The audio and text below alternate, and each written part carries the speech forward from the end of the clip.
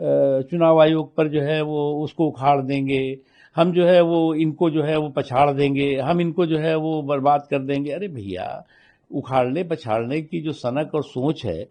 उससे बाहर निकलिए और आप जो जनादेश हो और जनता के बीच में जो वास्तविक मुद्दे हैं, काल्पनिक मुद्दे नहीं, वास्तविक मुद्दे हैं, उनके साथ जाइए तो लोगों का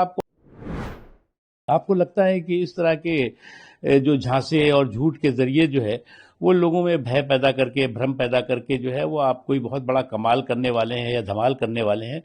तो आप खुद अपना बंटाधार कर रहे हैं, इससे ज्यादा कुछ नहीं है। दूसरी चीज ये कि प्रजातंत्र को परिवार तंत्र की प्ले पाठशाला समझने के चक्कर में आप जो है वो बुरी तरह से फंसते जा रहे हैं। जब तक आप जो है वो डायनेस्टी को डेमोक्रेसी का डिज्नीलैंड समझते रहेंगे,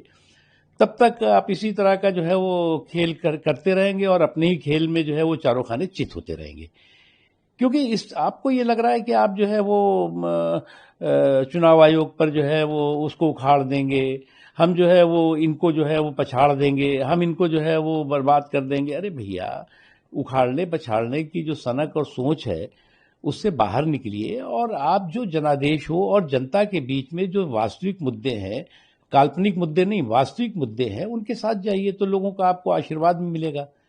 लेकिन आप जो है वो काल्पनिक मुद्दों पर जो है वो कोताहल और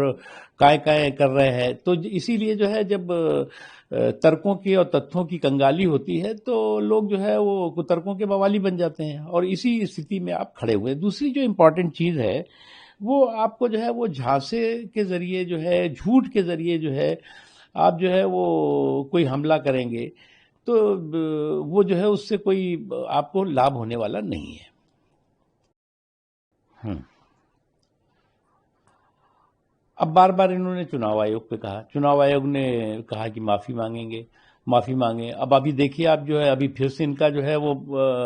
जो है वो फिर से एक बार झूठ जो है वो एक्सपोज़ हो गया है और फिर से जो है वो इनको लगने लगा है कि झांसे की रील से जो है वो सच की झील पर जो है हमला कर रहे थे। अब फिर जो है वो कहेंगे कि